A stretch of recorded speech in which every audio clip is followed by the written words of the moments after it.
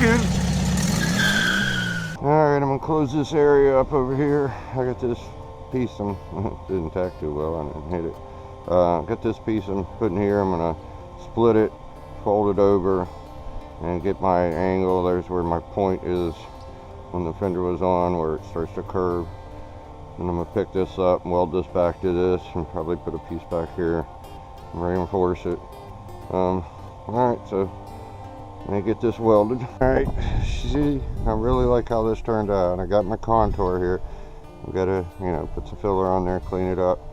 I noticed when I come over here, second time I've seen this, I put on these aftermarket rear aprons before, and you know, just like that, a regulator I just purchased the other day wouldn't fit my car properly.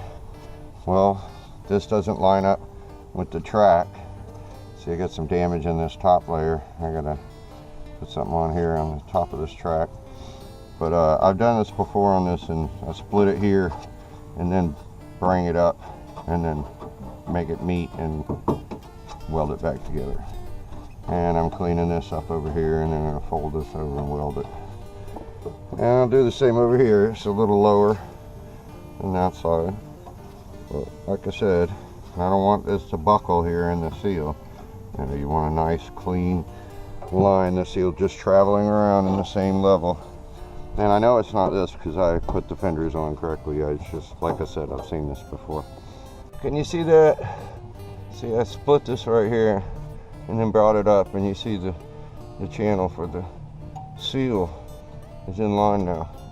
You see how far it was there, and see it's one channel away. It's like an inch off. So you just split that channel at an angle, you know, pull it up, pinch it, and you're set, right? See, I cleaned all that up, folded it over, had it welded in here. I'm just gonna put some filler in. Channel for the engine seal is in line. It's good. It's like that. So look, it's got the fold across. And actually, I'll go further with a piece of metal in here and close that hole up where that seal's gonna be. Yeah. That'll be fine. And if I have to, I can put like a sheet metal screw right through here. Alright, now I'm gonna cut all this channel off, or track, whichever one you want to call it, for the engine seal, engine compartment seal. I'm gonna do this one first because I gotta do both top and bottom, and this one over here I just gotta do the top. So, and probably gonna cut these tabs off. I glue down the insulation anyway, so I really don't need that. Maybe they'll make it and they won't break back off. Yeah, I'll leave them on. One track in there, and I already put this little piece of seal in there just to see if it fits fine, and it does. So go over, I still got to put something in here and do this one, and then I'll put a little bit in between, a little bit of channel for the engine seal. Alright, it's a little windy out here. As you can see, I'm back on the 74. I just split this right here because the channel for the engine compartment seal wasn't in line with where the old one was, and I welded a new one on there. And I got to close this up like this side over here, and put another piece over here. I had to make these pieces, and just getting back into this full time. Alrighty, well, I'm going to finish this up. I got to sand all this off. What in the world? A new hole. What in the world is that there for? Oh boy. Well, I have another hole to weld up. I hadn't got on the back of the firewall yet, so I guess I wasn't looking up in that area. Get all this crap off here. What's this? You know, a fan? That must be a sign that you were overheating. I wonder why. You didn't have an engine seal in here. Boy. People understand that these are air-cooled cars. Alright, well, I closed this up right here. I got to finish this little area right here and fold this over. And then I'm going to go to this. I mean, somebody just butchered it.